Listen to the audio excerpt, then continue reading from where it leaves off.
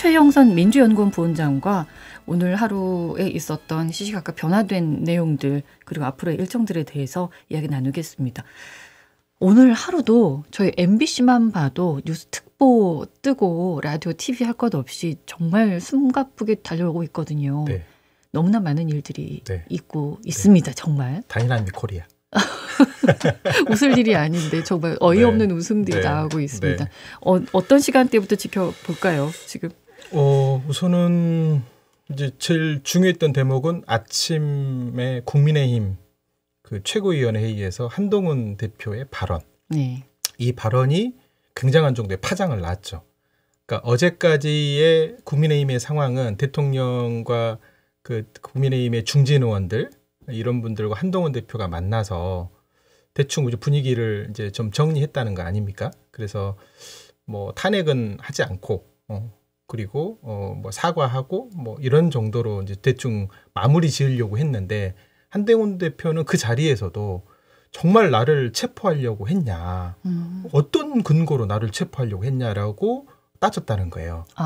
그 자리에서. 근데 윤석열 대통령이 너 포고령 위반해서 그래서 체포하려고 했는데? 라는 식으로 답변을 했다는 거죠. 가볍게 얘기를 했군요. 네. 그러니까 이게 한동훈 대표는 거기서 좀 충격을 받았을 것이고 그리고 이제 그 당론이라는 이름으로 특검법에 참여하지 않고 반대하는 거로 이제 결론이 났고 한동훈 대표도 본인도 노력하겠다. 탄핵이 되지 않게끔 노력하겠다라고는 했지만 어제 밤에 한동훈 대표가 충격적인 정보들을 좀 들은 것 같아요. 네. 뭐 지금 거론되는 사람은 국정원 1차장이었던 홍장원 씨를 통해서 윤석열 대통령이 직접 홍장원 국가안보실 1차장에게 전화를 해서 명단을 쭉 이렇게 하면서 다 체포를 할 수 있게끔 방첩사령부를 지원해라라고 지시를 했다고 하고, 예, 그 명단에 한동훈 대표가 들어 있었고 실제로 이게 뭐 그 소문이 아니라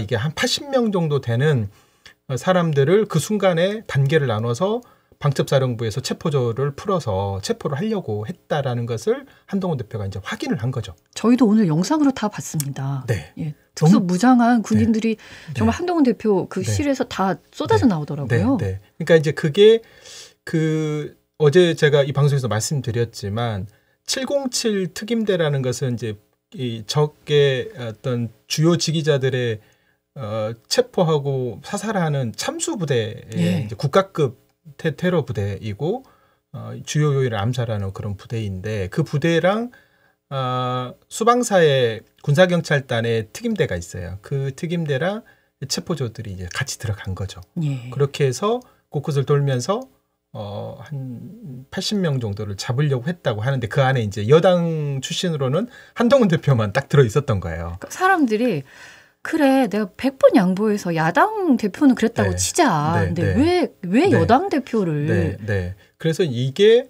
단순하게 이게 그냥 대통령이 말씀하시는 것처럼 국회를 잠깐 내가 좀 겁박 주려고 했다라고 이렇게 한동훈 대표는 느끼지 않은 것 같고. 예. 그리고 정보기관의 관계자가 들려주는 내용이 되게 충격적이었던 것 같아요. 한동훈 대표한테는. 그래서 이 정도의 심리 상태로 대통령이 계속 국정 운영을 하는 것이 이건 안 된다라고 판단을 했고 그래서 오늘 그냥 공개적으로 대통령이 직무를 그대로 유지해서는 안 된다라고 선언을 해버린 거예요.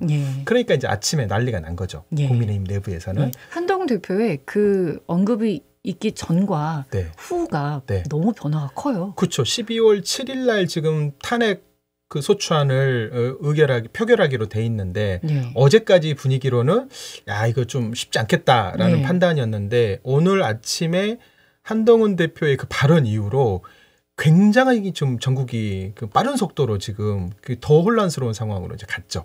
아마도 대통령도 그렇고 검찰 분위기도 달라지는 느낌이 그렇죠. 있고. 이제 검찰도 그래서 특별수사본부를 서울고검장을 본부장으로 한 특별수사본부를 꾸렸고 검사 20명 정도의 수사관 30명 정도 규모로 굉장히 대규모로 꾸린 이제 수사단인데 어쨌든 지금 직권남용은 이제 검찰이 먼저 수사를 할 수 있거든요. 그래서 그거를 근거로 해서 내란 문제까지도 타고 들어가겠다라는 게 이제 검찰의 생각이고 지금 국가수사본부에서도 한 100여 명 규모로 수사단이 꾸려져 있고 그리고 가장 그 수사를 잘한다고 하는 특수수사과 막 이런 인원들도 지금 대거 들어가서 예.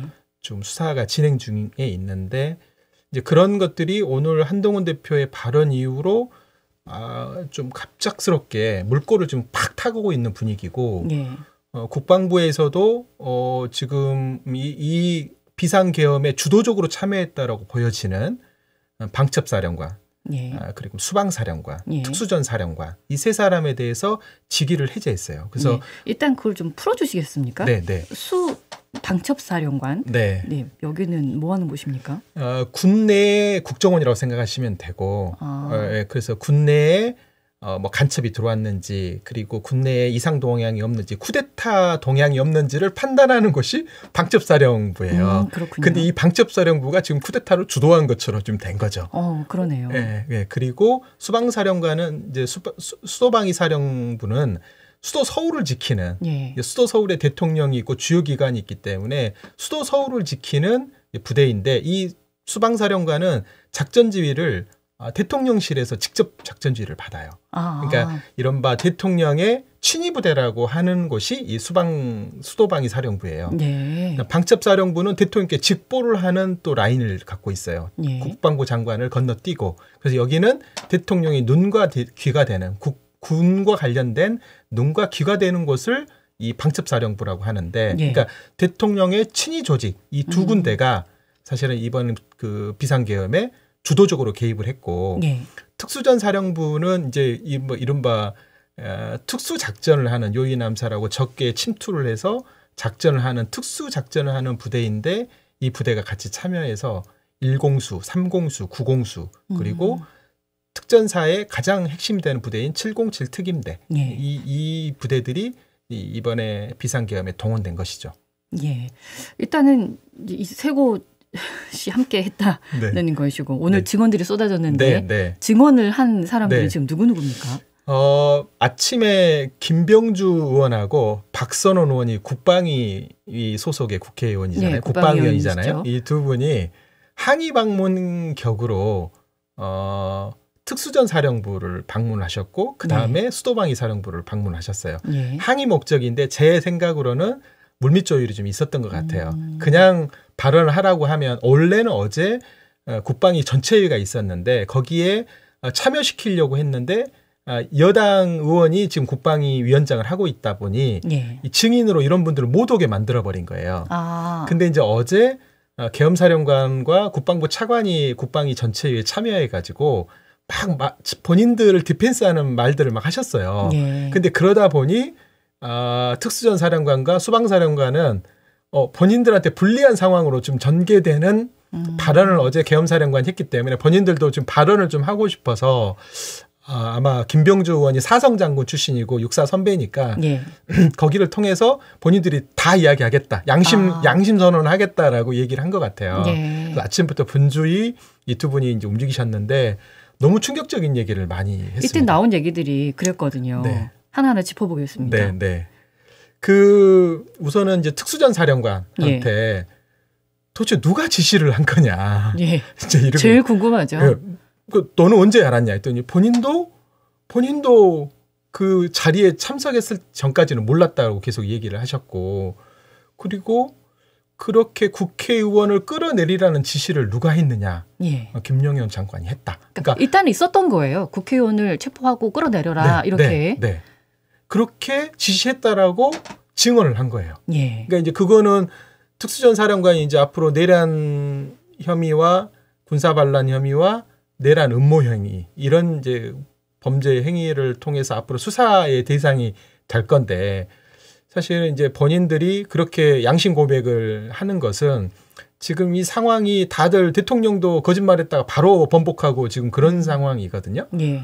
그러니까 지금 그렇게 되게 혼란스러운 상황인데 본인 스스로가 내가 누구에게 언제 지시를 받았고 어떤 내용을 받았는지를 수사받기 전에 지금 언론에다가 다 지금 예를 들면 공개하는 상황이 되는 거예요. 이게 이제 왜냐하면 침묵하고 있으면 또 네. 내가 다 덤터기 쓸 수 있는 상황이기 그렇게 때문에. 본 것 같아요. 예. 그러니까 이게 뭐냐면 사실은 수사하기 전에 언론에 뭔가를 이야기한다는 것은 본인이 수사받을 때 본인한테 불리할 수가 있거든요. 네. 근데 그럼에도 불구하고 특히 군처럼 굉장히 위계적인 곳에서 이 발언을 한다는 것은 지금 어제까지 상황이 본인들한테 굉장히 지금 불리하게 전개되고 본인들이 다 뒤집어 써야 되고 대통령은 나는 그렇게 끌어낼 줄 몰랐는데 라고 지금 대통령이 워딩을 했단 말이에요. 근데 오늘 그 특수전사령관의 이야기는 오히려 본인이 실탄도 주지 마라라고 했다고 하고 그리고 작전하는 과정에서 국민들과 부딪히는 과정에는 국민들에게 피해를 입히지 않게끔 하라고 작전 지휘를 했다라는 거예요. 그러니까 이제 이런 내용들이 어제는 계엄사령관은 특수전사령관이 공포탄이나 테이저건을 쏠 수 있게끔 요청을 했는데 본인이 하지 말아야겠다. 어제 그렇게 얘기했거든요. 네, 맞아요. 근데 오늘 얘기는 나 진짜 이거 억울하다. 특수전사령관이 자기도 자기 부대원들이 출동을 할 때 너무 혼란스러워하니 이런 곳에 실탄도 주지 말라고 했고 그래서 지휘관이 그 탄창통, 탄약통을 들고만 있고 실제 부대원들한테는 분출하지 않았다라고 이제 오늘 특전사령관이 얘기했고 실제로 그 지시는 김용현 국방부 장관이 책임질 테니 야 해라고 안 하면 항명죄야라는 식으로 압박을 했다. 이제 이렇게 이제 실토를 한 거죠. 그렇죠. 군처럼 정말 상하 명령 복종 이게 심한 곳. 그리고 조사도 아닌데 그냥 언론 인터뷰를 통해서 그만큼 이 상황을 엄중하게 느끼고 있다는 거 아니겠습니까? 근데 그것 또 하나는 707 특임대가 이제 한 11시경에 이천에 있는 특수전사령부가 이천에 있거든요. 거기를 출발해서 쭉 이제 서울 여의도로 이제 가고 있는 도중에 대통령이 전화를 했다는 거예요. 특수전사령관한테. 직접. 707 특임대가 지금 어디쯤 가고 있냐. 질문은 어디냐. 지금 그러니까 그 상황을 체크했다라는 거죠. 그렇죠. 그 지휘통제실이라는 곳에서. 그거는 뭘로 받아들이면 됩니까? 대통령이 이 모든 작전의 최고 책임자였다라는 거죠. 그러니까 빠져나갈 수가 없는 거예요. 그러니까 이거를 원래대로 하면 계엄 상황은 계엄사령관이 모든 지휘를 하고 특이한 상황에 대해서는 국방부 장관을 통해서 지휘를 받을 수 있게끔 돼 있는데 지금 이게 아니라 대통령이 직접 전화를 해서 야 어디야? 707 특임대 지금 어디 가고 있어? 라고 확인을 했다는 거예요. 그 말은 뭐냐면 이 모든 전체 작전 상황을 대통령이 인지를 하고 있었고 정보를 취득하고 있었고 판단을 하고 있었다는 거예요. 지휘도 하고 있었다고 봐도 되는 거죠. 그러니까 엉뚱한 곳에서 군 통수권자로서 이 계엄 상황을 직접 지휘를 물론 비상 계엄 상황에는 주요한 상황에 대통령이 지휘를 할 수 있게 됩니다. 근데 지금 이 상황은 굉장히 중요한 이게 포인트인 이유가 뭐냐면 작전의 최고 책임자가 누구냐. 우리 5.18 때도 발포가 어떻게 이루어졌냐. 발포의 최고 책임자가 누구냐를 지금도 우리가 사실은 전두환 씨가 사망하기 전에도 확인도 못했고 지금도 못한 거 아닙니까? 그러니까 이 작전의 실제 최고 책임자가 누군지를 확인하는 건 굉장히 중요한데 수사 과정에서는 알려지기까지 굉장히 시간이 오래 걸릴 거잖아요. 근데 오늘 특전사령관이 대통령이었다. 대통령이 다 확인하고 있었다. 그리고 끌어내리라고 한 것은 국방부 장관이었다. 그러니까 국방부 장관을 빨리 수사를 통해서 왜 당신이 국회의원들을 헌정을 유린하고 국헌을 문란시키는 이 헌법기관을 무력화시키는 이 반헌법적 상황을 당신이 했냐. 당신의 판단이었냐 또 누구의 지시를 받았느냐를 가는 과정에 이걸 확인하는 과정이 굉장히 중요한 오늘 증언이 오늘 나온 겁니다. 또 하나는 포고령 작성은 어디서 했느냐 이것도 아니겠습니까? 포고령 작성도 이제 사실은 이제 어제 그 국회 국방위 전체회의에서 계엄사령관이 나는 몰랐다. 계엄사령관인데도 불구하고 자기가 포고령을 발표해야 되는데도 불구하고 내가 한 10시 한 40 몇 분인가 받아봤는데 3일 저녁 밤 밤에 그랬는데 포고령 발포 시점을 10시 저녁 10시로 돼 있더라. 그래서 나는 사인하는 과정에 이거 11시로 바꿔야 할 것 같은데요 라고 얘기를 해서 바꿨다. 난 요 하나만 바꿨다. 나머지는 나도 그냥 김용현 장관이 떡 줘서 이렇게 이야기하라고 그래서 나는 그렇게 했을 뿐이고 실제 누가 작성한지도 모른다. 이렇게 얘기했어요. 구체적이에요. 내용이. 그러니까 이것도 김용현 씨가 줬다고 한다면 이 김용현 씨가 누구로부터 이걸 받아서 줬는지 국방부는 국방부가 언론 브리핑을 통해서 국방부는 작성하지 않았다라고 얘기했어요. 그러면 이 포고령을 누가 작성했느냐. 계엄사령부는 당시는 꾸려지지 않은 상태였기 때문에 아마 모 기관에서 아니면 대통령과 김용현 씨 둘이서 모여서 작성했는지는 모르겠지만 그것들을 작성을 해서 이른바 바지사장으로 내세운 계엄사령관을 통해서 그거를 공표했다. 예, 대통령실에서 작성하지 않았을까라는 이야기도 좀 들려오기도 하고 이거는 이제 확인이 필요한 그거는 이제 부분이겠죠. 수사가 이제 필요한 영역인 거죠. 예, 증언들이 오늘 속속 나오고 있고 이제 한동훈 대표가 언론을 통해서 발표했던 그 내용 나는 이제 탄핵 할 수밖에 없다. 대통령의 직무를 집행하는 걸 정지시켜야 한다고 생각한다. 하는 발언 이후.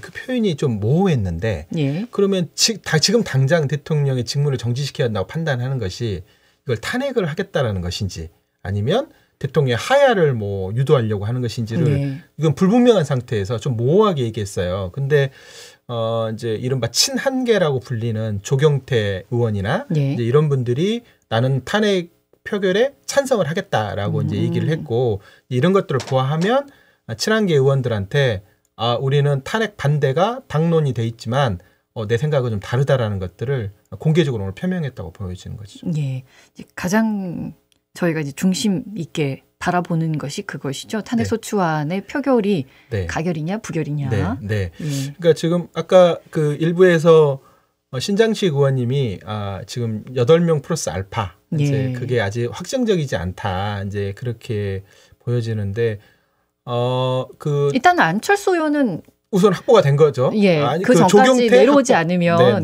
조경태 안철수 의원은 둘이는 이제 확보가 된 건데 그 지금 이런 거로 보여집니다. 그 계엄 해제 표결에 참여하신 18명의 국민의힘 국회의원 이분들은 사실은 뭐 저희가 그 뜻은 굉장히 높게 평가해야 됩니다. 왜냐하면 국민의힘 내부에서 표결을 못하게끔 추경호 원내대표가 끝까지 다 막았고 5번을 문자를 보내서 혼란스럽게 만들었고 한 50명 이상의 국회의원들이 국민의힘 당사에서 상황을 지켜보고 있었다는 거 아닙니까? 그래서 이제 민주당에서는 지금 국민의힘 추경호 원내대표도 이른바 내란 동조 혐의로 고발을 한 상태인데 그런 상태임에도 불구하고 한동훈 대표는 계속 표결에 참여해야 한다라고 이렇게 계속 메시지를 날렸다고 하더라고요. 18명이 참여를 한 거지 않습니까? 그래서 이 정도는 사실은 이제 이법적이고 위헌적인 상황이라는 걸 인지하고 있는 국회의원들이기 때문에 그것들을 그거에 참여했던 분들은 아마도 지금까지의 상황을 보아하면 충분히 저는 물밑 접촉을 통해서 이거는 뭐 보수의 무슨 존폐의 문제가 아니라 국헌을 문란하고 있는 행위에 대한 헌법기관으로서 냉정하고 양심에 입각한 판단을 하게끔 그렇게 충분히 저는 설득 작업들을 해야 한다고 보고 올바른 판단을 한 것에 대해서는 잘했다 칭찬을 해야죠. 잘했다 해야 됩니다. 그럼요. 분명하게 그 입장에서 쉽지 않은 결정이었을 건데 저는 잘했다고 보고 그래서 그 판단이 맞았다라는 것을 다시 윤석열 대통령의 최근에 그 12월 3일 이후에 지금까지 보여준 모습들을 보면서 국민의힘들이 불면의 밤 그때 번민의 밤 제가 108번뇌라고 말씀드렸는데 108번뇌의 시간들을 이 밤 하루 동안 좀 해야 되지 않을까 이렇게 생각합니다. 3일 밤 이후에 윤석열 대통령은 아직 국민 앞에 나타나지 않고 있습니다. 어떤 의견 표명도 하지 않고 있고 근데 이제 들려오는 이야기는 한동훈 대표를 만났고 그리고 나서 한 이야기가 지금 이 사태를 인지를 못하고 있는 굉장히 지금 분노하고 있답니다. 그게 뭘 뜻하는 겁니까? 뭘 분노한다는 겁니까? 그러니까 지금 한동훈 대표가 아침에 그렇게 발언하고 나니까 그렇게 한동훈 대표가 대통령께 독대를 요청했을 때는 한 번도 독대를 안 해주셨는데 대통령이 한동훈 대표에 독대를 요청했다는 거예요. 반대로. 일단 독대는 아니었던 걸로 드러났죠. 그래서 정진석 의원과 주진우 의원이 가서 그것도 되게 중요한 포인트입니다. 왜냐하면 누군가 증인이 있어야 돼요. 그 공증해주는 사람이 있어야 되거든요. 왜냐하면 자꾸 한동훈 대표는 대통령 만나고 오면 대통령실에서 엉뚱한 얘기를 한다라고 판단하고 있어요. 본인의 의사와 달리. 그러니까 주진우 의원과 정진석 의원이 만나서 이러기를 얘기를 했는데 끝나고 윤석열 대통령이 그렇게 토로를 했다고 하더라고요. 이제 나밖에 안 남았다.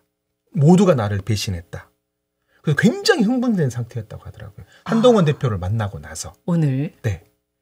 그러니까 아마 그 탄핵을 반대해달라고 요청을 했겠죠.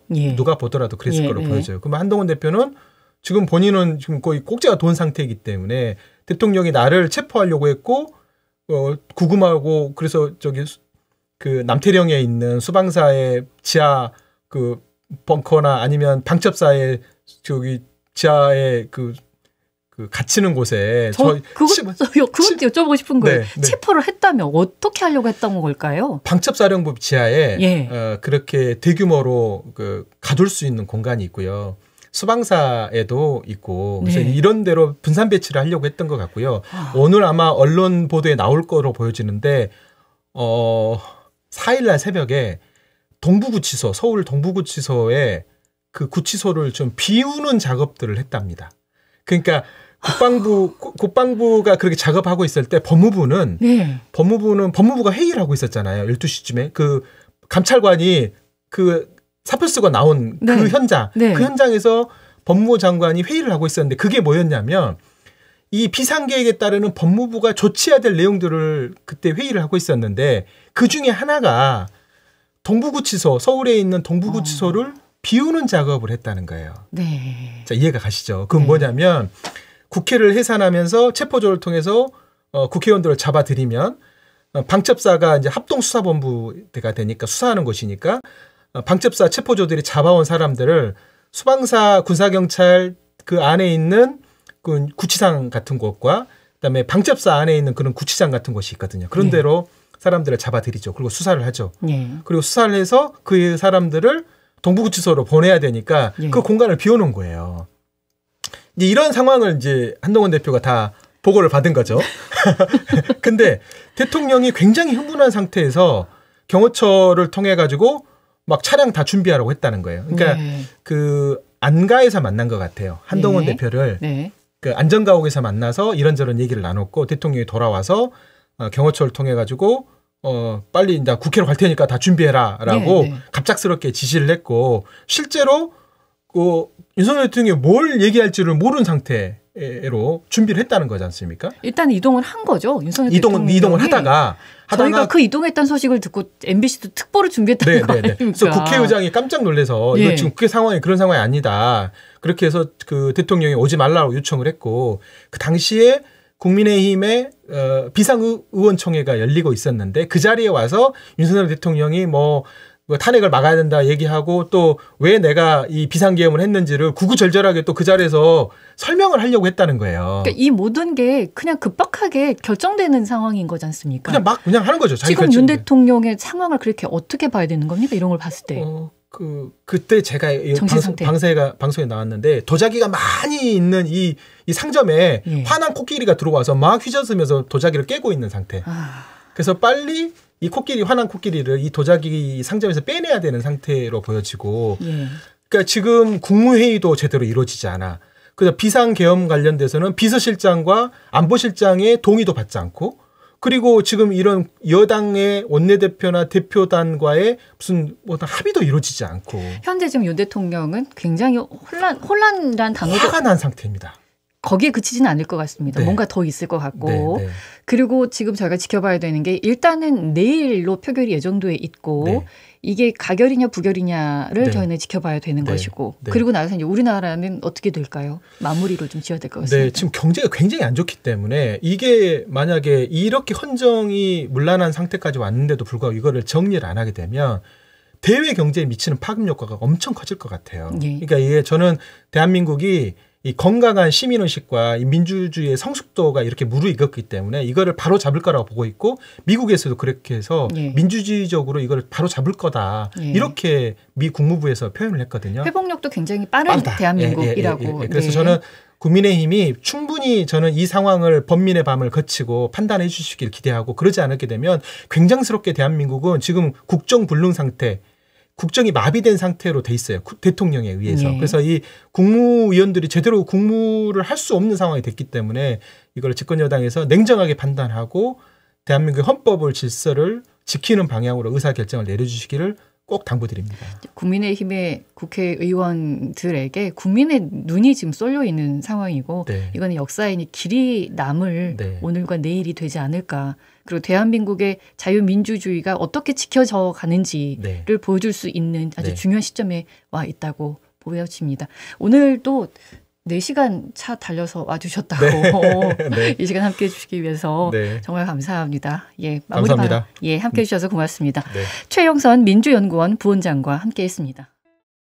언제 어디서나 내 손 안의 뉴스. 광주 MBC 뉴스 유튜브 구독으로 함께하세요.